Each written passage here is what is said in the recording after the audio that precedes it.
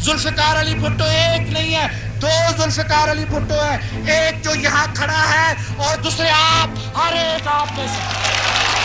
अयूब खान ने गुस्से में जुल्फकार अली भुट्टो साहब को कहा, उल्लू के पट्टे बकवास बंद कर। मिस्टर भुट्टो की हुकूमत खत्म हो चुकी है, सारे मुल्क में माशाल्लाह नाफिज कर दिया गया है। फौजदारी निजाम को खात्मा आज हो रहा है।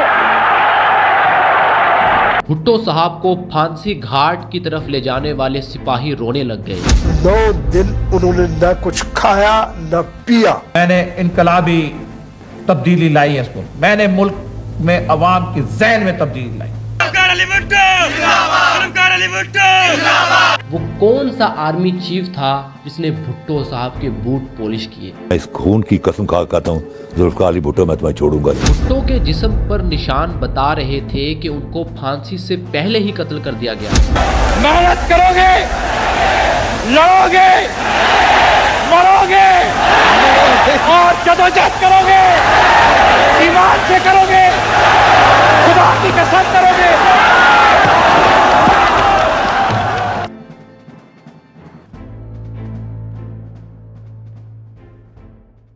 पाकिस्तान के साबका मशीर बराए कश्मीर शुमाली इलाका जात मलक गुलाम जलानी अख्तर कहते हैं कि भुट्टो के साथ हमने सकरदू जाना था। भुट्टो साहब ने कहा कि आप 9:30 बजे आ जाइएगा, तो मैं सोने के लिए चला गया, लेकिन नए आर्मी चीफ जनरल ज़ियाउल हक सुबह 7:30 बजे ही आ गए।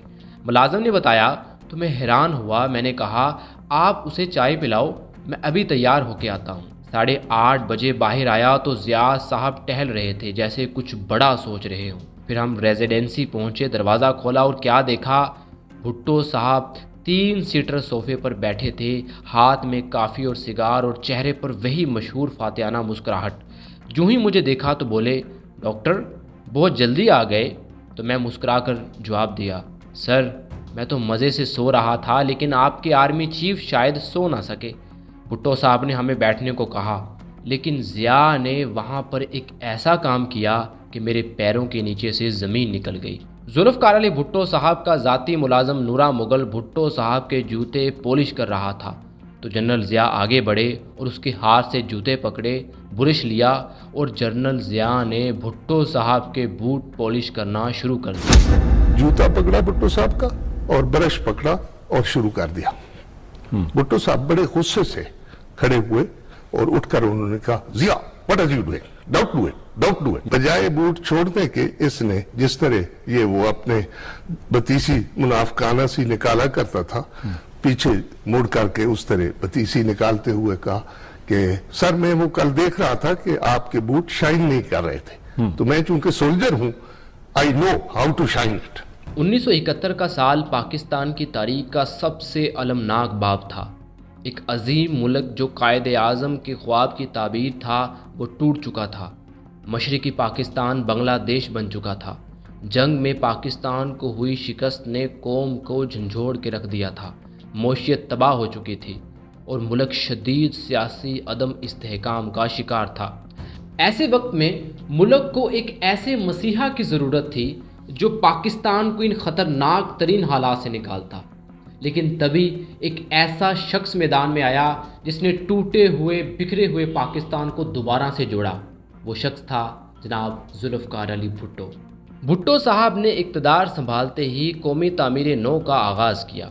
उन्होंने मुआशी इस्लाहात, सनती तरक्की, ज़रई इनकलाब और एक मुस्तहकम खारजा पॉलिसी के ज़रिए पाकिस्तान को दोबारा पटरी पर लाने की कोशिश की। वो जानते थे कि एक कमज़ोर पाकिस्तान दुनिया के नक्शे पर ज़्यादा देर तक कायम नहीं रह सकता, लिहाजा उन्होंने एक बड़े पैमाने पर इस्लाहात मुतारफ़ करवाना शुरू की। लेकिन क्या वाकई इन इस्लाहात ने पाकिस्तान को तरक्की दी, या फिर ये ख्वाब ऐसी हकीकत में तब्दील हो गया जो आज तक बहस का मौजू है? 1972 में भुट्टो ने नेशनलाइजेशन पॉलिसी का आगाज़ किया, जिसके तहत पाकिस्तान के तमाम बड़े बैंक, सनतें, तालीमी अदारे और इंश्योरेंस कंपनियां हुकूमत के कंट्रोल में ले ली गईं।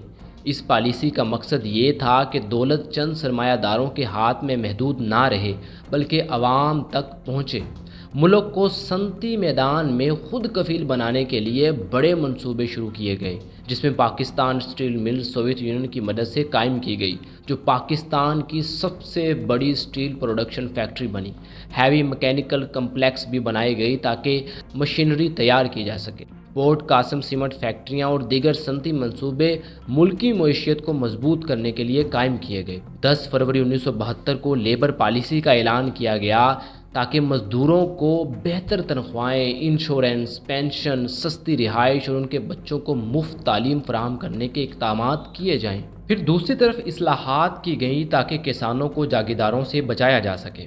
ان اصلاحات کے تحت زمین کی حد مقرر کی گئی، جس میں ایک شخص زیادہ سے زیادہ 150 ایکڑ نہری اور 300 ایکڑ بارانی زمین رکھ سکتا تھا۔ حکومت نے چھوٹے کسانوں کو زمین الاٹ کی، زرعی قرضے فراہم کیے تاکہ کسان خود مختار ہو سکیں۔ بھٹو حکومت نے تعلیم کے شعبے میں بھی ایک انقلابی تبدیلی لائی۔ دیہی اور شہری علاقوں میں ہزاروں اسکول، کالجز اور یونیورسٹیاں قائم کی گئیں، جس میں 65,000 elementary school, 900 middle school, 407 high school, 51 intermediate college اور کئی یونیورسٹیاں بنائی گئیں۔ تعلیم پر ہم سب سے زیادہ توجہ دے رہے ہیں۔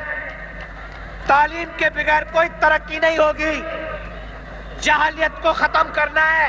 سیلاب سے بچاؤ کے لیے فیڈرل فلڈ کمیشن قائم کیا گیا، جس کا مقصد سیلاب کی پیش گوئی، پانی کے ذخائر کا بہتر استعمال اور فلڈ کنٹرول منصوبہ بنانا تھا۔ سندھ میں پہلے سے موجود کئی ڈیموں کو اپ گریڈ کیا گیا۔ پاکستان کی خراب معیشت کے باعث بھٹو حکومت کو روپے کی قدر میں کمی کرنی پڑی۔ $1 کی قیمت 4 روپے سے بڑھا کر 11 روپے کر دی گئی تاکہ برآمدات میں اضافہ ہو اور عالمی دباؤ کو کم کیا جا سکے۔ مالی بحران سے بچنے کے لیے ایران اور عرب ممالک نے قرضے دیے، جن میں ایران نے سب سے زیادہ $58 کروڑ فراہم کیے۔ ان ساری کی ساری اصلاحات کی وجہ سے پاکستان وقتی طور پر تو اپنے پیروں پر کھڑا ہو گیا، لیکن ایک لمبے عرصے تک پاکستان کو چلانے کے لیے ساری کی ساری اصلاحات میسر ثابت نہ ہوئیں۔ جن فیکٹریوں اور صنعتوں کو حکومت نے اپنے قبضے میں لیا، وہ شروع میں تو منافع دے رہی تھیں، لیکن بعد میں تباہی کا شکار ہو گئیں، کیونکہ حکومت کی جانب سے مقرر کردہ سرکاری افسران صنعتیں چلانے میں ماہر نہیں تھے، جس کی وجہ سے اداروں میں نااہلی، کرپشن اور سیاسی مداخلت بڑھ گئی۔ بھٹو کی نیشنلائزیشن پالیسی کے بعد پاکستان کے بڑے سرمایہ داروں نے اپنا سرمایہ ملک سے نکالنا شروع کر دیا۔ ہزاروں پاکستانی بزنس مین اور انڈسٹری مالکان نے دبئی، سعودی عرب اور یورپ میں اپنے کاروبار منتقل کر دیے۔ بھٹو کی اصلاحات کا مقصد پاکستان کو ایک ترقی یافتہ اور خود مختار ملک بنانا تھا، لیکن حقیقت یہ ہے نیشنلائزیشن کی پالیسی نے معیشت کو نقصان پہنچایا، سرمایہ داروں کو ملک سے بھگایا۔ کسانوں کو زمینیں تو ملی، مگر جاگیرداروں کا اثر و رسوخ پھر بھی قائم رہا۔ یہ اصلاحات ایک بہت بڑی تبدیلی کا آغاز تھی، مگر ناقص حکمت عملی اور بد انتظامی نے ان اصلاحات کو ناکام بنا دیا۔ لیکن ان اقدامات کی وجہ سے ملک کے غریب طبقے کو بہت زیادہ فائدہ ہوا۔ ذوالفقار علی بھٹو صاحب نے ثانیہ مشرقی پاکستان کی تحقیقات کے لیے چیف جسٹس حمود الرحمان کی سربراہی میں ایک مشن تشکیل دیا، مگر اس کی رپورٹ منظر عام پر نہ لائی گئی۔ تاہم اس ثانیے کے ذمہ دار کئی جنرلوں اور 1300 سے زائد افسران کو فوری طور پر ریٹائر کر دیا گیا۔ بھٹو صاحب نے صرف فوج ہی میں نہیں بلکہ بیوروکریسی میں بھی سخت اصلاحات کی۔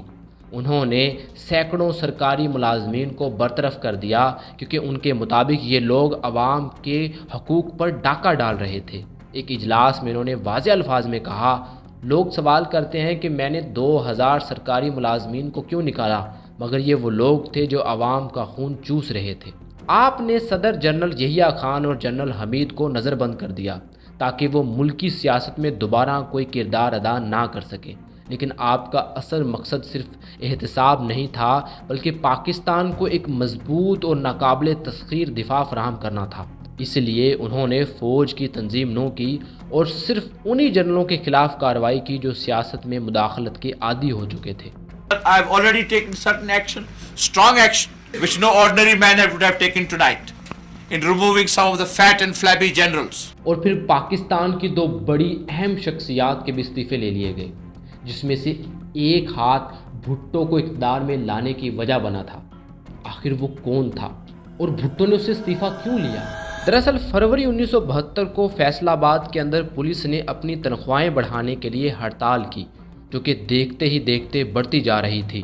تو ذوالفقار علی بھٹو صاحب نے ایئر مارشل رحیم کو آرڈر دیا کہ وہ فیصل آباد کے اوپر سے ایئر فورس کے طیارے گزارے، اور دوسری طرف جنرل غل حسن کو بھی یہ حکم دیا کہ وہ کیسے بھی کر کے اس احتجاج کو ناکام بنائے۔ لیکن ان دونوں سربراہان نے بھٹو صاحب کے احکامات ماننے سے انکار کر دیا، جس کی وجہ سے بھٹو صاحب غصے میں آ گئے اور 3 مارچ کو انہیں ایوان صدر راولپنڈی طلب کر لیا اور ان دونوں کے ہاتھوں میں کچھ کاغذات تھما دیے اور کہا کہ اس کے اوپر دستخط کرو، اور ان سے استعفے لے لیے گئے۔ پھر ایئر مارشل رحیم اور جنرل غل حسن کو گورنر ہاؤس میں بھجوا دیا گیا اور حکم دیا گیا کہ انہیں تب تک وہاں رکھا جائے جب تک نئے کمانڈر چارج نہیں سنبھال لیتے، اور مارچ ہی میں جنرل ٹیکا خان کو نیا آرمی چیف مقرر کر دیا۔ اور دوسری طرف پولیس ہڑتال کو روکنے کے لیے یہ اعلان کروایا گیا کہ پولیس کی جگہ پیپلز پارٹی کے کارکن تھانوں میں ڈیوٹی دیں گے، اور پولیس والوں کو 24 گھنٹے کا وقت دے دیا گیا کہ یا تو واپس آ جاؤ یا پھر برطرف کر دیے جاؤ گے۔ اس دھمکی کے بعد اہلکار اپنی ڈیوٹی پر واپس آ گئے اور ہڑتال ختم کر دی گئی، تاہم پھر بھی ان کی تنخواہوں میں 10 سے 40% اضافہ کر دیا گیا۔ ذوالفقار علی بھٹو کے لیے 1971 کی جنگ کا سب سے بڑا چیلنج بھارت کے قبضے سے کھویا ہوا علاقہ واپس لینا اور 93,000 پاکستانی جنگی قیدیوں کی رہائی تھا۔ آپ نے اس مسئلے کے حل کے لیے ایک بڑے سفارتی محاذ پر قدم رکھنے کا فیصلہ کیا۔ 21 جون 1972 کو بھٹو بھارتی وزیر اعظم اندرا گاندھی سے مذاکرات کے لیے شملہ روانہ ہوئے۔ بھارت کی خواہش تھی کہ اس موقع کو استعمال کرتے ہوئے کشمیر کے مسئلے کو ہمیشہ کے لیے اپنے حق میں حل کروا لیا جائے، مگر بھٹو کے ذہن میں ایک الگ ہی حکمت عملی تھی۔ وہ ان مذاکرات کو یوں ترتیب دینا چاہتے تھے کہ بغیر کوئی بڑی رعایت دیے پاکستان کے تمام جنگی قیدی واپس لائے جائیں اور کھویا ہوا علاقہ بھی حاصل کر لیا جائے۔ مذاکرات سے پہلے بھٹو نے کچھ کارڈز کھیلنے کا فیصلہ کیا۔ پہلا کارڈ یہ تھا کہ مشرقی پاکستان سے لاکھوں بنگالی مغربی پاکستان میں ملازمت کے لیے آتے تھے اور جنگ کے بعد وہ وہی رہ گئے تھے۔ دوسرا کارڈ یہ تھا کہ پاکستان اپنے عالمی اتحادیوں کے ساتھ مل کر تب تک بنگلہ دیش کو آزاد ملک کے طور پر تسلیم نہیں کرے گا جب تک بھارت پاکستان کے قیدیوں اور زمین کا معاملہ حل نہیں کرتا۔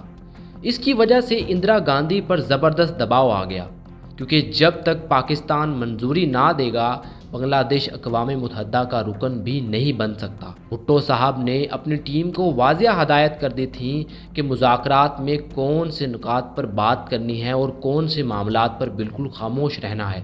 جیسے ہی مذاکرات کا آغاز ہوا، اندرا گاندھی نے 3 شرطیں رکھ دیں۔ پہلی کہ پاکستان باضابطہ طور پر تسلیم کرے کہ کشمیر بھارت کا حصہ ہے۔ دوسری شرط، پاکستان اپنے کچھ جنگی قیدیوں کے خلاف مقدمات چلانے کی اجازت دے۔ تیسری کہ پاکستان بنگلہ دیش کو ایک آزاد ملک کے طور پر قبول کر لے۔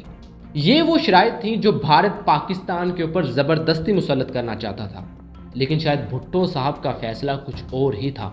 بھٹو صاحب نہیں چاہتے تھے کہ میں ان شرائط کو مانوں، وہ ان شرائط کو تسلیم کیے بغیر تمام جنگی قیدی اور پاکستان کا کھویا ہوا علاقہ واپس حاصل کرنا چاہتے تھے۔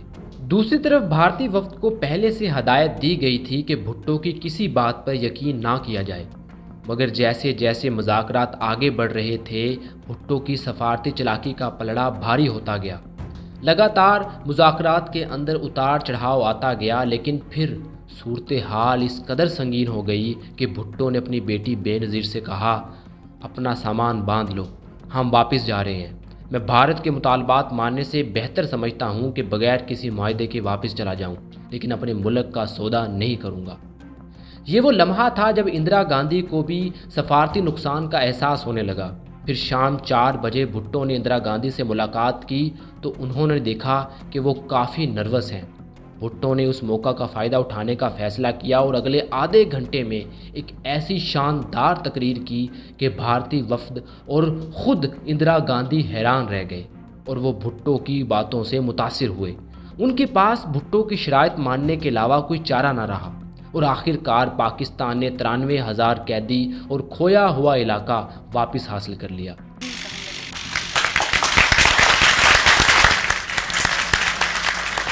یہ ایک غیر معمولی کامیابی تھی کیونکہ کوئی بھی ہارا ہوا ملک اپنی شرائط منوانے کی پوزیشن میں نہیں ہوتا۔ ذوالفقار علی بھٹو صاحب کی سفارتی مہارت نے دنیا کو حیران کر دیا اور پاکستان کو ایک بڑی شکست کے باوجود ایک شاندار سفارتی کامیابی ملی۔ پاکستان سے مشرقی پاکستان کے علیحدگی کے بعد ساری کی ساری قوم جو تھی وہ بہت زیادہ مایوس تھی۔ ان کے مورال کو بڑھانے کے لیے بھٹو صاحب نے ایک ایسا قدم اٹھایا کہ جس نے انہیں اسلامی دنیا میں سرخرو کر دیا۔ 1970 کی دہائی میں عالمی سطح پر اسلامی ممالک کو درپیش چیلنجز بڑھ رہے تھے۔ فلسطین کا مسئلہ، مشرق وسطیٰ کی کشیدگی اور مسلم دنیا میں اتحاد کی کمی، یہ سب ایسی وجوہات تھیں جو کہ بڑے اجلاس کی ضرورت کو واضح کر رہی تھی۔ اس سے پہلے 1970 میں مراکش میں پہلی اسلامی سربراہی کانفرنس منعقد ہوئی، لیکن جو پاکستان میں ہونے والی تھی وہ اس سے منفرد تھی۔ ذوالفقار علی بھٹو جو نہ صرف پاکستان بلکہ عالم اسلام کے نمایاں لیڈر کے طور پر ابھر رہے تھے، انہوں نے اس کانفرنس کے انعقاد کو اپنی سفارتی حکمت عملی کا حصہ بنایا۔ بھٹو جانتے تھے کہ اگر پاکستان کو ایک مضبوط اسلامی بلاک کے طور پر ابھارنا ہے تو اس لیے مسلم ممالک کے ساتھ اتحاد قائم کرنا ہوگا۔ چنانچہ انہوں نے مختلف مسلم رہنماؤں کو قائل کیا اور لاہور کو اسلامی دنیا کا مرکز بنا دیا۔ اس کانفرنس میں سعودی عرب، ایران، متحدہ عرب امارات، ترکی، مصر، شام، لیبیا، الجزائر اور دیگر 38 اسلامی ممالک کے سربراہان نے شرکت کی۔ سب سے اہم لمحہ وہ تھا جب یاسر عرفات، جو اس وقت فلسطین لیبریشن آرگنائزیشن کے سربراہ تھے، کو ایک آزاد مسلم رہنما کے طور پر تسلیم کر لیا گیا۔ یہ فلسطین کے مسئلے پر ایک تاریخی فیصلہ تھا جس میں پاکستان نے ایک کلیدی کردار ادا کیا۔ اس کانفرنس میں کئی اہم فیصلے کیے گئے۔ فلسطین کی آزادی کی تحریک کو مکمل حمایت دی گئی، مسلم ممالک کے درمیان اتحاد پر زور دیا گیا، اسلامی دنیا کا اجتماعی خود مختاری اور وسائل کے بہتر استعمال پر تبادلہ خیال ہوا۔ یہ کانفرنس پاکستان کے لیے ایک سفارتی فتح ثابت ہوئی۔ یہ پہلا موقع تھا جب پاکستان نے خود کو مسلم دنیا کا لیڈر ثابت کیا۔ آج بھی یہ کانفرنس تاریخ کے اوراق میں ایک سنہری باب کے طور پر محفوظ ہے۔ ذوالفقار علی بھٹو صاحب کی زندگی کے بڑے کارناموں میں سے ایک کارنامہ 1973 کے آئین کا نفاذ تھا۔ پاکستان کی سیاسی تاریخ میں 1973 کا آئین وہ بنیاد تھا جس نے ملک کو ایک مضبوط جمہوری ڈھانچہ فراہم کیا۔ اس وقت پاکستان میں پہلے 2 آئین 1956 اور 1962 ناکام ہو چکے تھے، اور بھٹو جانتے تھے کہ اگر ملک کو مستحکم کرنا ہے تو ایک ایسا آئین ضروری ہے جو سب جماعتوں کو قابل قبول ہو۔ معروف سیاستدان پروفیسر غفور احمد اپنی کتاب پھر مارشل لا آ گیا میں لکھتے ہیں کہ اسمبلی میں پیپلز پارٹی کو 80% اکثریت حاصل تھی، جس کے باعث اپوزیشن کی حمایت کے بغیر بھی آئین منظور کروایا جا سکتا تھا، مگر بھٹو نے سیاسی بصیرت کا مظاہرہ کرتے ہوئے اپوزیشن کو ہر مرحلے پر اعتماد میں لینے کی کوشش کی اور جمہوری روایات کو مضبوط کیا۔ 1972 کو بھٹو کی قیادت میں ایک آئین ساز کمیٹی تشکیل دی گئی۔ اس کمیٹی میں تمام بڑی سیاسی جماعتوں کے نمائندے شامل تھے۔ تمام سیاسی جماعتوں نے پارلیمانی نظام حکومت پر اتفاق کیا۔ اس کانفرنس کے اندر کچھ اہم نکات طے کیے گئے۔ پاکستان کا نام اسلامی جمہوریہ پاکستان ہوگا، صدر اور وزیر اعظم مسلمان ہوں گے، قرآن و سنت کے خلاف کوئی قانون نہیں بنایا جائے گا، صوبوں کو خود مختاری حاصل ہوگی، سینٹ کا قیام عمل میں لایا جائے گا اور تمام صوبوں کو برابر کی نمائندگی ملے گی۔ پھر 10 اپریل 1973 کو آئین اسمبلی سے منظور ہوا اور 14 اگست 1973 کو اس کا باضابطہ نفاذ عمل میں آیا اور بھٹو نے بطور وزیر اعظم حلف اٹھا لیا۔ اس آئین میں آرٹیکل 6 بھی شامل کیا گیا، جس کے تحت اگر کوئی شخص یا ادارہ آئین کو توڑنے کی کوشش کرے گا تو اسے سنگین غداری کے زمرے میں شمار کیا جائے گا۔ آئین کے نفاذ کے بعد وزیر اعظم بھٹو نے ٹی وی پر اور ریڈیو پر اعلان کیا، آج ہم نے پاکستان میں فوجی بغاوتوں اور سازشوں کو ہمیشہ کے لیے دفن کر دیا ہے، اور 1973 کے آئین کو بھٹو صاحب کے سیاسی ورثے کی سب سے بڑی کامیابی سمجھا جاتا ہے۔ پاکستان کی سیاست میں اگر کوئی شخصیت سب سے زیادہ کرشماتی اور سب سے زیادہ متنازع رہی تو وہ ذوالفقار علی بھٹو صاحب کی شخصیت تھی، کیونکہ ان کے دور حکومت میں ایک ایسے بڑے فیصلے کیے گئے جو ملک کے لیے بہت زیادہ فائدہ مند ثابت ہوئے، لیکن بہت سارے فیصلے ایسے بھی تھے جن کے اوپر آج تک سوال اٹھائے جاتے ہیں۔ مشرقی پاکستان کی علیحدگی کے بعد بلوچستان میں قوم پرستوں کی جانب سے آزادی کے مطالبات میں بے پناہ اضافہ ہوا۔ بلوچستان میں بغاوت کے دوران نیب کی حکومت موجود تھی جو اس تحریک کو روکنے میں ناکام ہو رہی تھی۔ دوسری طرف نیب کے سخت مخالف عبدالقیوم خان بھٹو حکومت میں وزیر داخلہ تھے اور وہ مسلسل بھٹو کو یہ رپورٹس بھیج رہے تھے کہ نیب بھارت اور روس کے ساتھ ملی ہوئی ہے اور گریٹر بلوچستان کے منصوبے پر کام کر رہی ہے۔ ایسے رپورٹس کی وجہ سے بھٹو نیب کے سخت مخالف ہو گئے اور اوپر سے عراقی سفارت خانے میں ہتھیاروں کی برآمدگی کے بعد بھٹو نے نیب حکومت برطرف کر دی، جس پر JUI کے سربراہ نے بھی KPK کی حکومت سے استعفیٰ دے دیا۔ اس کے بعد بھٹو نے KPK اور بلوچستان میں گورنر راج نافذ کر دیا۔ کون استعمال کر رہا ہے بلوچوں کو آج؟ ولی کیوں کر رہا ہے بلوچوں کو؟ ولی خان گولی چلا رہا ہے جو پختونستان انشاءاللہ تعالیٰ کسی صورت میں نہیں آئے گا، میری لاش کے اوپر پختونستان نہیں آئے گا۔ جنوری 1973 میں بھٹو نے مسلح افواج کو بلوچستان میں بڑھتی ہوئی بغاوت کو کچلنے کا حکم دیا اور علیحدگی پسندوں اور فوج کے درمیان جھڑپیں شروع ہو گئیں۔ پاک بحریہ نے بلوچستان کی ناکہ بندی کی جبکہ فضائیہ نے فضائی حملے کیے اور فوج کے ساتھ مل کر پہاڑی ٹھکانوں کو نشانہ بنایا۔ ایران نے بھی بلوچ بغاوت کے خوف سے پاکستان کی مدد کی اور 30 کوبرا ہیلی کاپٹر اور $200 ملین فراہم کیے۔ جمہوریت پر یقین رکھنے والے بھٹو کی حکومت میں غیر جمہوری ہتھ کنڈوں کا سلسلہ بڑھتا جا رہا تھا۔ بھٹو صاحب نے اپنے سیاسی مخالفین کو کچلنے کے لیے آئین کے اندر ترامیم کرنا شروع کر دی۔ تیسری ترمیم کے ذریعے زیر حراست افراد کے حقوق محدود کر دیے گئے۔ سیاسی مخالفین کو ریلیف فراہم کرنے کے اختیارات چوتھی ترمیم کے ذریعے محدود کر دیے گئے۔ پانچویں ترمیم کے ذریعے عدلیہ کے دائرہ اختیار کو کم کر دیا، جس کو وکلاء اور سیاسی رہنماؤں کی طرف سے شدید تنقید کا نشانہ بنایا گیا۔ چھٹی ترمیم میں سپریم کورٹ اور ہائی کورٹ کے چیف جسٹس کی مدت ریٹائرمنٹ کی عمر آگے بڑھا دی گئی۔ آئین میں یہ ترمیم اس وقت کے سپریم کورٹ کے چیف جسٹس کی حمایت کے لیے کی گئی جنہیں بھٹو کا دوست سمجھا جاتا تھا۔ پھر دن آتا ہے 8 فروری 1975۔ پشاور یونیورسٹی میں ایک بم دھماکہ ہوتا ہے جس میں صوبہ سرحد کے وزیر داخلہ حیات شیرپاؤ ہلاک ہو جاتے ہیں، جس کا الزام بھٹو صاحب نیب پر عائد کر دیتے ہیں، جس کی وجہ سے پارٹی پر پابندی لگا دی جاتی ہے۔ نیب کے تمام اثاثے ضبط کر لیے جاتے ہیں اور اس کی قیادت کو گرفتار کر کے جیلوں میں ڈال دیا جاتا ہے۔ پھر حکومت نے نیب پر پابندی کے فوراً بعد سپریم کورٹ میں درخواست دائر کی جس میں الزام لگایا گیا کہ یہ جماعت پاکستان مخالف سرگرمیوں میں ملوث ہے۔ ذوالفقار علی بھٹو صاحب نے فیڈرل سیکیورٹی فورس یعنی FSF قائم کی، جس کا بنیادی مقصد بظاہر ملک میں امن و امان برقرار رکھنا تھا اور داخلی سیکیورٹی کو مضبوط بنانا تھا، لیکن عملی طور پر یہ فورس زیادہ تر بھٹو کے سیاسی مخالفین کو دبانے کے لیے استعمال ہوئی۔ بھٹو نے اپنے دور میں نہ صرف اپنی سیاسی مخالفین بلکہ صحافیوں کو بھی جیلوں میں ڈالا اور حتیٰ کہ اپنی ہی پارٹی کے رہنماؤں کے خلاف بھی کارروائیاں کی۔ ان میں سے ایک واقعہ JA رحیم کا ہے جو کہ بھٹو کی اپنی ہی پارٹی کا بندہ تھا۔ JA رحیم 1966 سے بھٹو کی سیاسی جدوجہد میں ان کے ساتھ تھے۔ 1975 میں بھٹو نے ان کو ایک ڈنر پر مدعو کیا۔ پھر جب JA رحیم ڈنر پر آئے تو باقی مہمانوں کے ساتھ بھٹو صاحب کا انتظار کرنے لگے، یہاں تک کہ رات کے 12 بج گئے۔ JA رحیم تھک ہار کر اٹھے اور اپنا گلاس میز پر رکھا اور چینک کر کہا، تم سب چمچے جب تک چاہو اس وقت تک لاڑکانہ کے مہاراج کا انتظار کرو، میں تو اپنے گھر جا رہا ہوں۔ پھر جیسے ہی وہ گھر پہنچے تو ان کے پیچھے ہی FSF والے بھی پہنچ گئے۔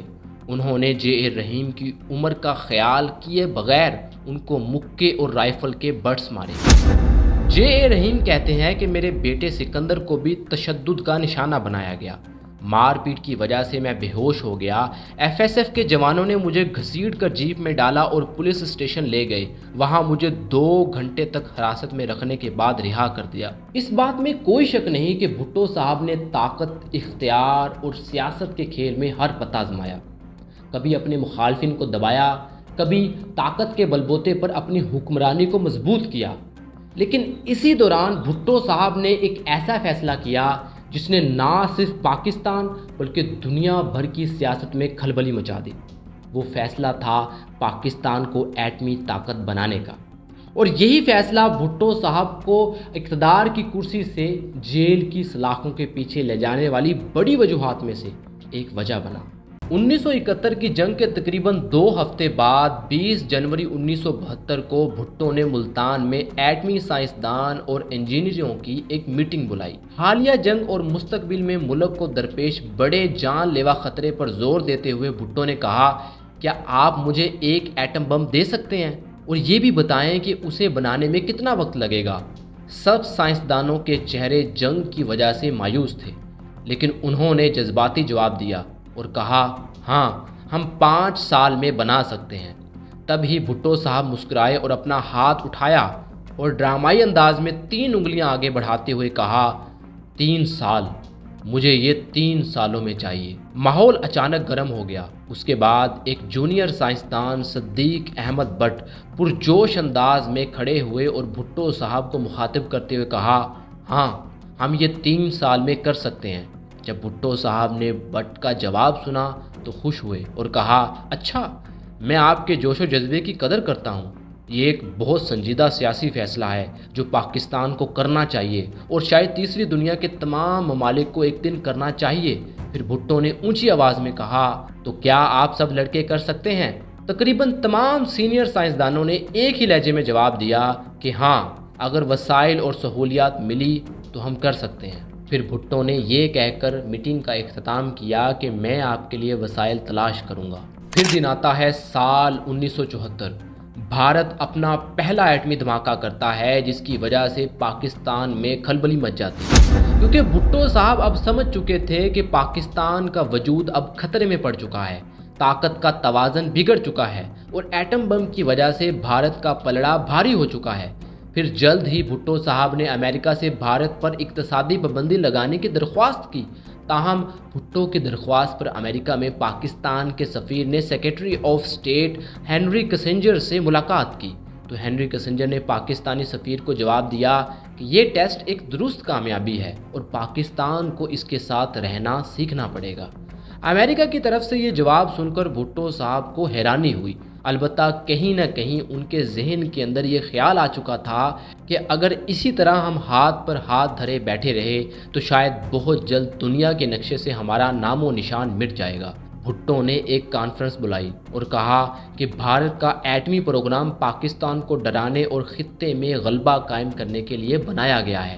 اب پاکستان بھی ایک نیوکلیئر پروگرام بنائے گا، لیکن ہم اسے ایک پرامن مقصد کے لیے استعمال کریں گے۔ کوئی دشمن کو جرأت نہیں ہوگی کہ پاکستان کو مزید نقصان پہنچائے، کیونکہ پاکستان کا ہر بچہ، پاکستان کی ہر بچی، پاکستان کا ہر شخص، پاکستان کا ہر شہری اپنی جان قربان کرے گا ان سرحدوں کو، ان پاک سرحدوں کو بچانے کے لیے۔ لیکن ان حالات میں ایٹم بم بنانا مشکل ہی نہیں بلکہ ناممکن تھا، کیونکہ پاکستان کے پاس پلوٹونیم تیار کرنے والا ایٹمی ری ایکٹر اور بھاری پانی تیار کرنے والا پلانٹ موجود نہیں تھا، جس کی وجہ سے بھٹو صاحب کو ہر طرف سے ناامیدی نظر آ رہی تھی۔ لیکن تب ہی بھٹو صاحب کو ایک خط موصول ہوتا ہے جس میں یہ لکھا ہوا ہوتا ہے کہ میں ڈاکٹر عبدالقدیر خان، میرے پاس ایک ایسی ٹیکنیک ہے جس کو استعمال کر کے ہم کم سے کم وقت میں ایٹم بم بنا سکتے ہیں۔ جیسے ہی بھٹو صاحب نے وہ خط پڑھا، آپ کی خوشی کا ٹھکانہ نہیں تھا۔ بھٹو صاحب نے کہا، مجھے کیسے بھی کر کے یہ بندہ چاہیے، چاہے جو بھی کرنا پڑے۔ پھر دسمبر 1974 کو عبدالقدیر خان پاکستان پہنچ جاتے ہیں اور بھٹو صاحب سے ملاقات کرتے ہیں۔ عبدالقدیر خان بھٹو کو مخاطب کر کے کہتے ہیں کہ جس پلوٹونیم کے طریقے سے آپ ایٹم بم بنانا چاہ رہے ہیں وہ بہت لمبا پروسیس ہے جس میں بہت زیادہ وقت اور پیسے لگیں گے، لیکن میرے پاس ایک ایسا طریقہ ہے جس سے ہم کم سے کم وقت میں ایٹم بم بنا سکتے ہیں، اور وہ ہے یورینیم کی افزودگی کے ذریعے۔ بھٹو صاحب نے کہا، اس کی بات میں دم ہے۔ اب بھٹو صاحب یہ نہیں چاہتے تھے کہ دنیا کو اس چیز کی خبر ہو کہ پاکستان ایٹم بم بنانے جا رہا ہے، جس کی وجہ سے انہوں نے پروجیکٹ کو خفیہ رکھنے کے لیے ایک الگ کوہوٹا ریسرچ لیبارٹری قائم کی، جس میں عبدالقدیر خان نے پروجیکٹ 706 پر کام کرنا شروع کر دیا۔ دوسری طرف بھٹو صاحب دنیا کو یہ دکھانا چاہ رہے تھے کہ ہم ایٹم بم نہیں بنا رہے، جس کی وجہ سے انہوں نے ایک بہت بڑا کارڈ کھیلنے کا فیصلہ کیا۔ بھٹو صاحب نے دنیا کی نظر کوہوٹا ریسرچ لیبارٹری سے ہٹانے کے لیے ری پروسیسنگ کا پنگا شروع کر دیا۔ بھٹو کی کیبنٹ کے سابقہ ممبر کوثر نیازی اپنی کتاب اور لائن کٹ گئی میں لکھتے ہیں، مسٹر بھٹو کی یہی منشا تھی کہ کوہٹا ریسرچ لیبارٹری کے کام کو ساری دنیا سے چھپا کر اس کی توجہ ری پروسیسنگ پلانٹ کی خریداری پر مرکوز کرا دی جائے اور اس نمائشی گھوڑے کے مسئلے پر اتنی شدت سے سٹینڈ لیا جائے کہ امریکہ خود ہی فرانس پر دباؤ ڈال کر اس معاہدے کی تنسیخ کرا دے. That my government's policy is not to have a nuclear bomb. But at the same time, I have said, why should we be prevented from advancement in nuclear technology? We want to make advances in nuclear technology for peaceful purposes and not for purposes of war. جیسا کہ بھٹو صاحب سوچ ہی رہے تھے، امریکہ نے France پر دباؤ ڈالنا شروع کر دیا اور دوسری طرف پاکستان پر بھی دباؤ ڈالا کہ اگر یہ ڈیل ہوئی تو جو بلینز آف ڈالرز کی ایڈ پاکستان کو دی جاتی ہے سسپینڈ کر دی جائے گی. امریکہ نے اپنے وزیر خارجہ ہینری کسنجر کو بھی پاکستان بھیجا تھا، جہاں ہینری کسنجر نے بھٹو سے ملاقات کی، جس میں انہوں نے بھٹو صاحب کو کہا تھا کہ میں پیغام لے کر آیا ہوں کہ آپ ایٹم بم بنانے کا خواب چھوڑ دیں. اس پر بھٹو صاحب نے کہا کہ اگر آپ ہماری جگہ ہوتے تو کیا کرتے؟ جب ایک دشمن ملک ایٹمی طاقت بن جائے اور آپ کو خطرہ ہو کہ وہ کسی بھی وقت حملہ کر سکتا ہے. تو ہینری کسنجر نے کہا کہ میں صرف ایک پیغام نہیں بلکہ وارننگ لے کر آیا ہوں. تو بھٹو نے کہا اگر میں انکار کر دوں تو کسنجر نے غصے میں کہا تو ہم آپ کو عبرت کا نشان بنا دیں گے. اب بھٹو صاحب غصہ تو ہوئے لیکن وہ خاموش رہے کیونکہ وہ ایک موقع کی تلاش میں تھے. کسنجر صاحب ایک معمولی بات پر استعفا کا دھمکی دے سکتے ہیں کہ میں استعفا کی دھمکی نہیں دے سکتا ہوں. میں بھی کہہ سکتا ہوں کہ رکھو چلاؤ، کسی کو بھی چلانا ہے چلاؤ پاکستان کو. پھر امریکہ کی طرف سے خط آیا جس میں یہ کہا گیا کہ ہم پاکستان کی شکایات پر مذاکرات کے لیے تیار ہیں، ہم سے خفیہ مذاکرات کر لیجئے، ہم کسی بھی تیسرے ملک میں جا کر بات چیت کر سکتے ہیں. پھر بھٹو صاحب نے کیا کیا، وہ خط پکڑا اور راول پنڈی کے گلیوں بازاروں میں لہرانا شروع کر دیا، جہاں لوگوں کا جم غفیر جمع ہونا شروع ہو گیا، جس میں بھٹو نے عوام کو اعتماد میں لیتے ہوئے کہا کہ یہ دیکھو مجھے امریکہ نے خفیہ مذاکرات کے لیے خط لکھا ہے، میں مذاکرات کے لیے تیار ہوں لیکن اگر وہ میرے ملک کے حق میں ہوا تو.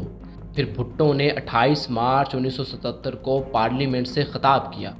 وہاں انہوں نے باقاعدہ کہا کہ امریکہ ایک سفید ہاتھی ہے جو نہ فارگیو کرتا ہے اور نہ فارگیٹ. میرا جرم یہ ہے کہ میں پاکستان کو ایٹمی طاقت بنانے جا رہا ہوں. ہاتھی کا حافظہ بہت تیز ہوتا ہے، میرا جرم معاف نہیں کیا جائے گا. وہ میرا خون مانگتے ہیں کیونکہ میں ہی پاکستان میں استحکام اور یکجہتی کی علامت ہوں. Why pick on Zulfikar Ali Bhutto? They know that I've given a place to Pakistan. I've given a position. They know that I'm the pillar of stability and the symbol of stability and strength of Pakistan. That's why they want to remove. پھر بھٹو صاحب نے کہا U S embassy کے اندر ایک phone call ہے جس کے اندر senior سفارتکار یہ کہہ رہے ہیں کہ پارٹی ختم ہو گئی ہے. لیکن حضور پارٹی ابھی ختم نہیں ہوئی اور اس وقت تک ختم نہیں ہوگی جب تک اس عظیم قوم کے لیے میرا مشن پایا تکمیل تک نہیں پہنچ جاتا. میں خود تو ایک بے بس انسان ہوں لیکن یہ کرسی جس پر میں بیٹھا ہوں بہت طاقتور ہے، مجھے آسانی سے کوئی اس کرسی سے نہیں ہٹا سکتا.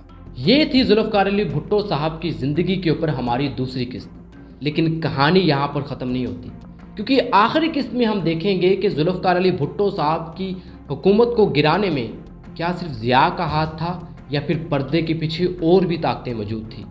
ہم دیکھیں گے کہ بھٹو صاحب کو پھانسی کیوں ہوئی، کیا وہ واقعی مجرم تھے یا پھر انہیں پھنسایا گیا تھا، جیل کے اندر ان کے ساتھ کیا بیتی اور ان کے ساتھ کیا سلوک کیا گیا، بھٹو صاحب کے آخری الفاظ کیا تھے، اور سب سے بڑھ کر کیا بھٹو کو پھانسی سے پہلے ہی قتل کر دیا گیا تھا.